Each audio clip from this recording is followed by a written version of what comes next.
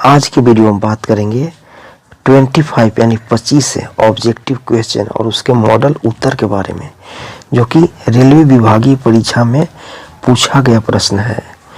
तो अभी तक आपने मेरे चैनल हिंदी रेलवे को सब्सक्राइब नहीं किया तो सब्सक्राइब कर बेल बटन को दबा दीजिए। तो चलिए आइए देखते हैं।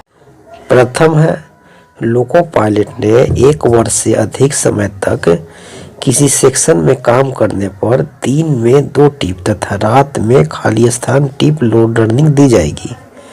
यानी if loco pilot don't work in any section for more than 1 year, road learning for 2 trips by day and fill in the blanks trip by night is given.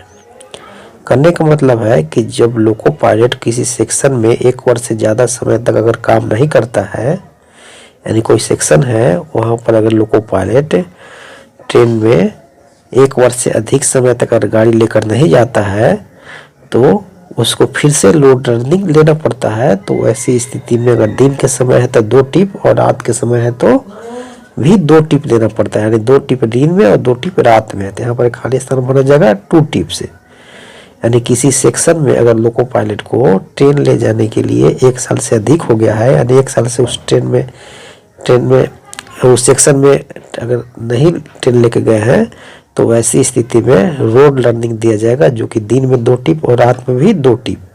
तो यहाँ खाली स्थान भरा जाएगा 2 टिप्स। सेकंड है, शौचालय तथा घाट सेक्शन में रोड लर्निंग निर्धारित टिप के अलावा खाली स्थान अतिरिक्त टिप की मांग लोको पायलट कर सकता है। यानी in automatic and ghat section additional road learning for fill in the blanks trips में be demanded by loco pilot. यानी यहाँ पर खाली स्थान होगा 3। कहने का मतलब है कि अगर ऑटोमेटिक सेक्शन है या घाट सेक्शन है तो वैसी स्थिति में रोड लर्निंग तो दिया जाता है लोको पायलट को। तो जितना रोड लर्निंग निर्धारित है ऑटोमेटिक सेक्शन और घाट सेक्शन में, उससे अगर ज़्यादा लोको पायलट मांग रहा है तो दिया जाएगा, लेकिन कितना? 3 टिप। यानी जितना निर्धारित किया गया है ऑटोमेटिक सेक्शन और घाट सेक्शन में रोड लर्निंग देने के लिए, उतना पूरा होने के बाद भी अगर लोको पायलट संतुष्ट नहीं है और बोले कि नहीं अभी और हमको चाहिए रोड लर्निंग, तो अधिकतम 3 टिप उसको और रोड लर्निंग दिया जा सकता है। यहाँ पर खाली स्थान पर होगा 3 टिप। थर्ड है, प्रस्थान स्टेशन पर सवारी गाड़ी के इंजन में feed pipe pressure FP pressure की मात्रा खाली स्थान केजी पर सेंटीमीटर स्क्वायर तथा PP pressure 5 kg per centimetre square होना चाहिए। यानी at the starting station passenger train must have fill in the blanks KG per centimetre square of FP feed pipe pressure and 5 kg per centimetre square of BP यानी brake pipe pressure in the engine. कहने का मतलब है यहाँ पर खाली स्थान होगा 6 केजी पर सेंटीमीटर स्क्वायर। कि अगर गाड़ी प्रस्थान स्टेशन है, जिस स्टेशन से गाड़ी खुलती है उस स्टेशन पर इंजन का जो होता है वो फीड पाइप प्रेशर 6 केजी होता है, यानी 6 केजी पर सेंटीमीटर स्क्वायर। यानी कहने का मतलब है जिस स्टेशन से अगर गाड़ी खुल रहा है, जो स्टार्टिंग स्टेशन है, शुरुआत वाले स्टेशन है, वहाँ पर फीड पाइप प्रेशर की मात्रा इंजन में कितना होना चाहिए, जो इंजन है, इंजन के जो कैब है उसमें फीड पाइप प्रेशर कितना होना चाहिए उस स्टेशन पर जहाँ से ट्रेन खुलती है, यानी रवाना होती है, यानी स्टार्टिंग स्टेशन। तो वहाँ उस स्टेशन पर फीड पाइप प्रेशर की मात्रा होना चाहिए 6 केजी पर सेंटीमीटर स्क्वायर। तो यहाँ पर खाली स्थान पर होगा 6 केजी। 4 है, प्रस्थान स्टेशन पर सवारी गाड़ी के ब्रेक यान में फीड पाइप प्रेशर की मात्रा खाली स्थान केजी पर सेंटीमीटर स्क्वायर तथा बीपी प्रेशर की मात्रा 4.8 केजी पर सेंटीमीटर स्क्वायर होना चाहिए। यानी at the starting station passenger train must have fill in the blanks KG per centimetre square of FP यानी feed pipe pressure and 4.8 KG per centimetre square BP pressure यानी brake pipe pressure in the brake van. यानी प्रस्थान station है और passenger train है, तो break वान में FP feed pipe pressure की मात्रा कितना होता है और बीपी प्रेशर की मात्रा 4.8 kg पर सेंटीमीटर स्क्वायर होता है, लेकिन एफपी फीड पाइप प्रेशर की मात्रा होता है 5.8 kg पर सेंटीमीटर स्क्वायर। यानी कहने का मतलब है कि वैसा स्टेशन है जहाँ से गाड़ी रवाना होती है, स्टार्टिंग स्टेशन है और वो पैसेंजर ट्रेन है, तो जो उसका ब्रेक भान है वहाँ पर ब्रेक भान में फीड पाइप का प्रेशर की मात्रा कितना होना चाहिए। तो फीड पाइप प्रेशर की मात्रा होना चाहिए ब्रेक भान में पैसेंजर ट्रेन का 5.8 kg पर सेंटीमीटर स्क्वायर। यानी जिस स्टेशन से खुलती है उस स्टेशन के सवारी गाड़ी के ब्रेक भान में फीड पाइप प्रेशर मात्रा होना चाहिए 5.8 यानी 5.8 kg पर सेंटीमीटर स्क्वायर। 5 है प्रस्थान स्टेशन पर 40 BCM एयर ब्रेक गाड़ी के इंजन में बीपी की मात्रा खाली स्थान kg पर सेंटीमीटर स्क्वायर होना चाहिए। यानी at the starting station 40 BCM air brake train must have fill in the blanks kg per centimetre square of BP pressure in the engine. खाली स्थान पर होगा 5 kg पर सेंटीमीटर स्क्वायर। कहने का मतलब है अगर स्टार्टिंग स्टेशन है यानी जिस स्टेशन से ट्रेन रवाना होती है खुलेगी जाएगी उस स्टेशन पर मालगाड़ी है, कैसा मालगाड़ी है 40 BCM वाला। अगर 40 BCM है और एयर ब्रेक सिस्टम है तो 40 BCM वाले मालगाड़ी गुड्स ट्रेन में ब्रेक के इंजन नहीं गाड़ी के इंजन ट्रेन के इंजन में जो बीपी की मात्रा कितना होना चाहिए तो वह होता है 5 kg। यानी स्टार्टिंग स्टेशन पर 40 BCM वाले गुड्स ट्रेन मालगाड़ी के इंजन में जो होता है ब्रेक पाइप प्रेशर वो होता है 5 kg पर सेंटीमीटर स्क्वायर। यहाँ पर खाली स्थान पर होगा 5 kg। 6 है प्रस्थान स्टेशन पर 40 BCM एयर प्रेशर गाड़ी के ब्रेक यार्ड में बीपी की मात्रा खाली स्थान होना चाहिए। यानी at the starting station 40 BCM air brake train must have fill in the blanks kg per centimetre square of brake pipe pressure in the brake van. यहाँ पर होगा खाली स्थान पर 4.8 kg पर सेंटीमीटर स्क्वायर। यहाँ पर बात हो गया ब्रेक भान की। यानी स्टार्टिंग स्टेशन में 40 BCM वाला अगर एयर ब्रेक गाड़ी है 40 BCM वाला गुड्स ट्रेन है जो एयर ब्रेक है तो उसके ब्रेक यान पीछे का जो ब्रेक भान होता है उसमें बीपी की मात्रा यानी ब्रेक पाइप प्रेशर की मात्रा कितना होना चाहिए। तो यहाँ पर होगा 4.8 kg पर सेंटीमीटर स्क्वायर होना चाहिए यानी 4.8 है। 7 है प्रस्थान स्टेशन पर 40 BCM से अधिक का एयर प्रेशर गाड़ी के इंजन में बीपी की मात्रा खाली स्थान kg पर सेंटीमीटर स्क्वायर होना चाहिए। यानी at the starting station 40 BCM air brake train must have fill in the blanks kg per centimetre square of feed pipe pressure in the engine. कहने का मतलब है कि प्रस्थान वाला स्टेशन है वहाँ पर 40 BCM है। यानी कहने का मतलब है कि प्रस्थान स्टेशन है और वह 40 BCM वाला गाड़ी है, 40 BCM से अधिक वाला गाड़ी है। अगर प्रस्थान स्टेशन है और वह स्टेशन कैसा गाड़ी है वो 40 BCM से अधिक है गुड्स ट्रेन है और 40 BCM से अधिक है तो उसमें एयर प्रेशर इंजन के गाड़ी के इंजन में बीपी की मात्रा यानी ब्रेक पाइप की मात्रा कितना होना चाहिए।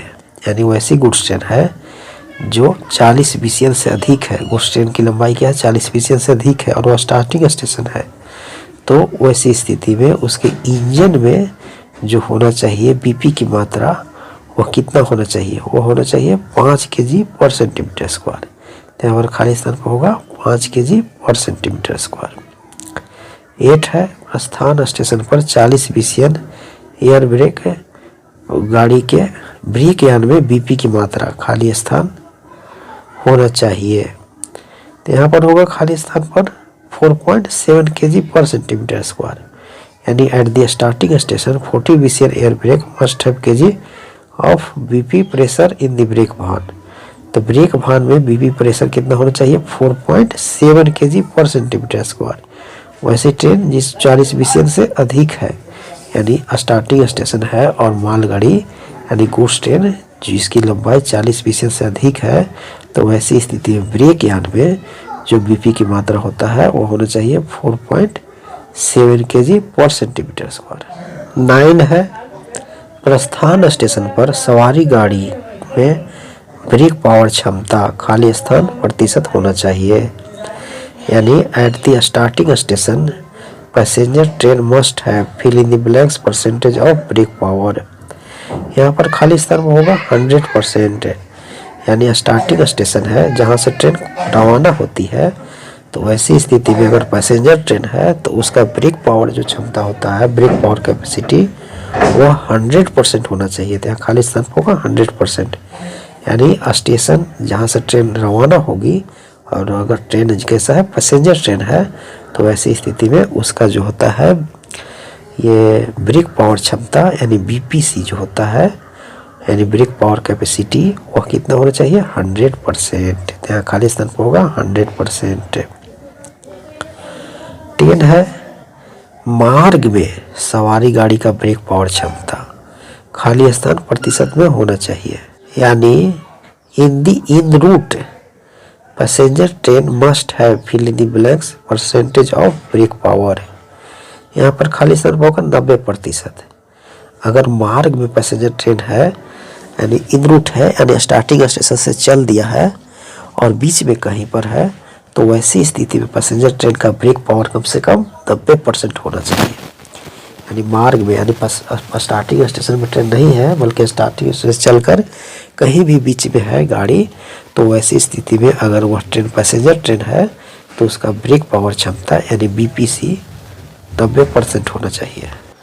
11 है, प्रस्थान स्टेशन पर मेल एक्सप्रेस गाड़ी के ब्रेक पावर क्षमता खाली स्थान प्रतिशत में होना चाहिए। यानी at the starting station mail express train must have fill in the blanks percent of brake power. यहाँ पर खाली स्थान में होगा 100%।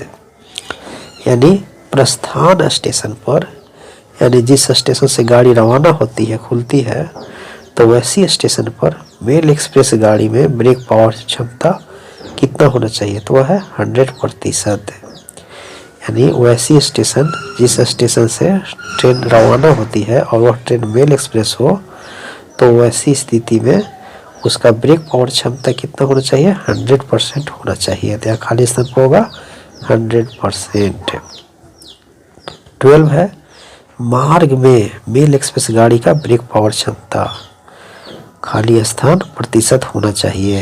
यानी in route mail express train must have fill in the blanks percent of brake power. तो यहाँ पर खाली स्थान पर होगा 90%। यानी कहने का मतलब है कि ट्रेन प्रस्थान स्टेशन से चल दी है और बीच में कहीं भी, यानी रूट में, यानी बीच में कहीं भी ट्रेन, और वह ट्रेन मेल एक्सप्रेस है, तो उसका ब्रेक पावर क्षमता कितना होना चाहिए, तो वो होता है 90%। यानी प्रस्थान स्टेशन नहीं बल्कि बीच में कहीं भी है, तो वैसी स्थिति में अगर मेल एक्सप्रेस है तो उसका बीपीसी कितना होना चाहिए, 90%। 13 है, प्रस्थान स्टेशन पर मालगाड़ी के सीसी रेक के ब्रेक पावर क्षमता खाली स्थान प्रतिशत होना चाहिए। यानी at the starting station CC rake goods train must have fill in the blanks type of percentage. यानी यहाँ पर खाली स्थान पर होगा 100%। यानी प्रस्थान स्टेशन पर मालगाड़ी के सीसी रेक के ब्रेक पावर क्षमता कितना होना चाहिए, 100% होना चाहिए। यानी वैसे स्टेशन जहाँ से गाड़ी खुलती है और वह ट्रेन गुड्स ट्रेन हो, सीसी रेक हो। गुड्स ट्रेन कैसा है, सीसी रेक का गुड्स ट्रेन है, उसका बीपीसी कैसा है, सीसी रेक का है। वैसे गुड्स ट्रेन है जिसका बीपीसी है, सीसी रेक का है, और वह स्टेशन कैसा है, प्रस्थान स्टेशन, जहाँ से गाड़ी को खोलना है, स्टार्टिंग स्टेशन है। तो ऐसी स्थिति में बीपीसी रेक वाले गुड्स ट्रेन का जो प्रतिशत होना चाहिए ब्रेक पावर का, वो होगा 100%। यहाँ खाली स्थान पर होगा 100%। 14 है, मार्ग में मालगाड़ी के सीसी रेक के ब्रेक पावर क्षमता खाली स्थान प्रतिशत होना चाहिए। यानी at the in route CC rake goods train must have fill in the blanks percentage of brake power. तो यहाँ पर होगा खाली स्थान पर 90%। यानी कहने का मतलब है मार्ग में यानी इन रूट, यानी ट्रेन चल दी है, ट्रेन जो है वह प्रारंभिक स्टेशन से चल दी है और वह ट्रेन गुड्स ट्रेन का सीसी रेक का ब्रेक पावर प्रतिशत है, यानी उसका जो बीपीसी है सीसी रेक का है और वह गुड्स ट्रेन चल दी है, मैंने ट्रेन प्रारंभिक स्टेशन से चल दी है और बीच में कहीं भी है, तो ऐसी स्थिति में उस गेट गुड्स ट्रेन का जो परसेंटेज होना चाहिए बीपीसी का वो होगा 90%। तो यहाँ खाली स्थान पर होगा 90%। 15 है, शौचल सेक्शन में गाड़ी के लोको पायलट या मोटरमैन को 1 वर्ष में खाली स्थान दिन का गहन प्रशिक्षण दिया जाएगा। यानी in the automatic section loco pilot motorman are given intensive training for खाली स्थान fill in the blanks days after 1 year. यहाँ पर खाली स्थान होगा 1 दिन का, यानी लोको पायलट है चाहे जो मोटरमैन चलाते हैं, वो मोटरमैन है जो लोकल गाड़ी चलाते हैं, तो उन लोग अगर ऑटोमेटिक सेक्शन में काम कर रहे हैं, यानी वैसी सेक्शन जो ऑटोमेटिक है उसमें काम करने वाले लोको पायलट या मोटरमैन है, तो उन लोगों को साल में, यानी 1 साल में कम से कम 1 दिन का गहन प्रशिक्षण दिया जाता है, यानी इंटेंसिव ट्रेनिंग दिया जाता है 1 साल में कम से कम 1 दिन का। तो यहाँ पर खाली स्थान पर होगा 1 डे, वो 1 दिन। 16 है, पुश बैक के दौरान गाड़ी को खाली स्थान सिग्नल पर भेजा जाएगा, रोका जाएगा। यानी while pushing back train shall be stopped at fill in the blanks stop signal. यहाँ पर खाली स्थान पर होगा आउटर मोस्ट सिग्नल, यानी ट्रेन को पुशिंग बैक किया जा रहा है, यानी पीछे की ओर चल रहा है, इंजन पीछे की ओर बैक करते हुए बढ़ रहा है। पुशिंग बैक मीन्स पीछे की तरफ, इंजन जनरली प्राय आगे की तरफ चलता है लेकिन पीछे की तरफ बढ़ रहा है, यानी इंजन आगे हो और ट्रेन का डब्बा पीछे हो और मूव कर रहा है पीछे की तरफ, यानी पुशिंग बैक कर रहा है। और तो इस स्थिति में ट्रेन पीछे का जो सिग्नल है आउटर मोस्ट सिग्नल तक गाड़ी को जाया जाएगा, यानी जब पुशिंग बैक कर रहा है गाड़ी तो आउटर मोस्ट सिग्नल पर ट्रेन को रोका जाएगा। कहाँ रोका जाएगा? आउटर मोस्ट सिग्नल पर ट्रेन को रोका जाएगा। 17 है, फ्लैशर लाइट का रंग कैसा होता है? Flasher light is off fill in the blanks colour है, अंबर कलर होता है, व्हाइट जैसा होता है। फ्लैशर लाइट जो है रेलवे के लोको में लगा रहता है, जो फ्लैशिंग करता है, फ्लैशर नाम में है, फ्लैशिंग करते रहता है, कभी जलता है बुझता है, तो उसका जो कलर होता है वो अंबर कलर का होता है। जो व्हाइट के जैसा उजला जैसा होता है वो कलर होता है अंबर कलर का। तो फ्लैशर लाइट का रंग कैसा होता है? अंबर। खाली स्थान पर होगा अंबर।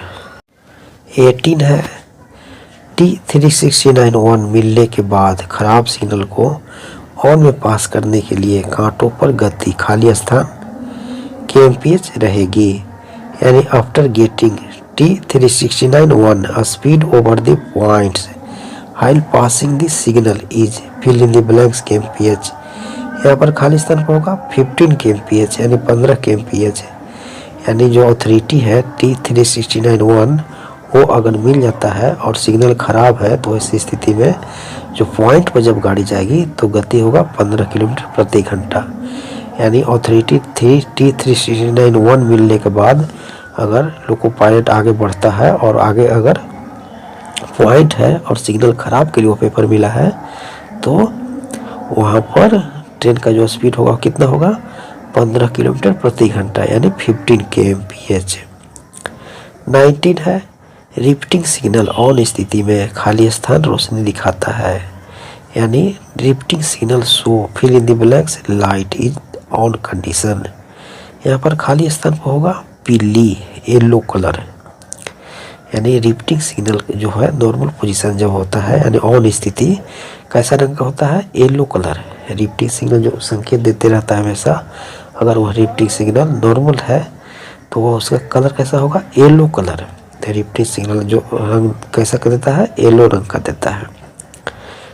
20 है, सेमाफोर सन सिग्नल के हत्थे का रंग खाली स्थान होता है, यानी colour of semaphore sun signal is fill in the blanks.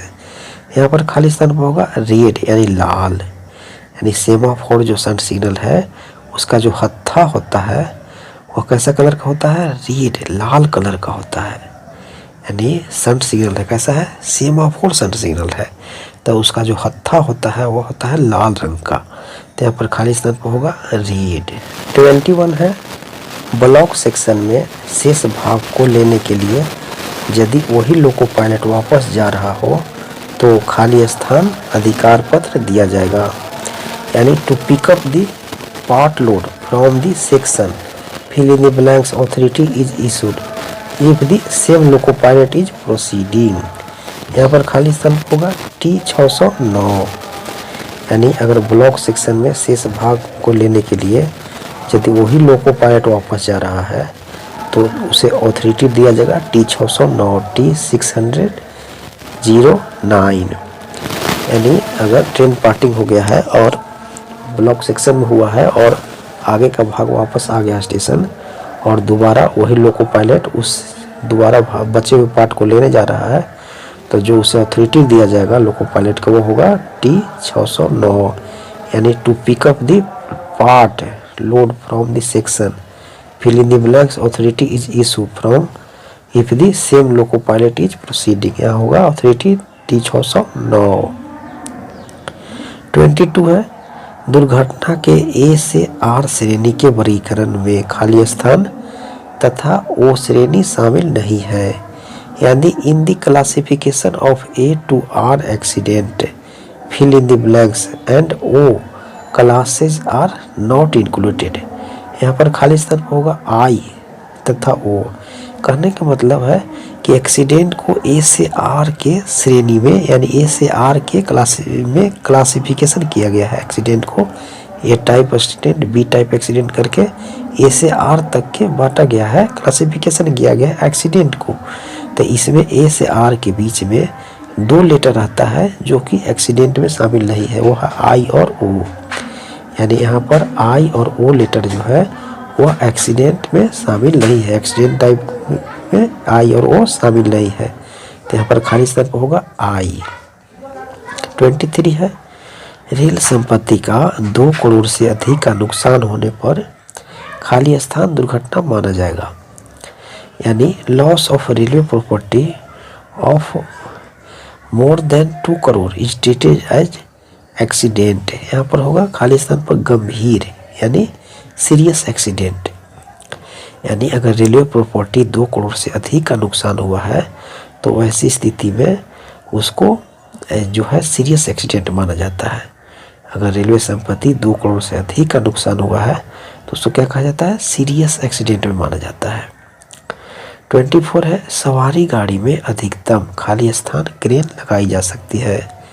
यानी maximum of fill in the blanks cranes can be attached in a passenger train. यहाँ पर खाली स्थान होगा 1। यानी पैसेंजर ट्रेन में अधिकतम कितने क्रेन लगाया जा सकता है, 1।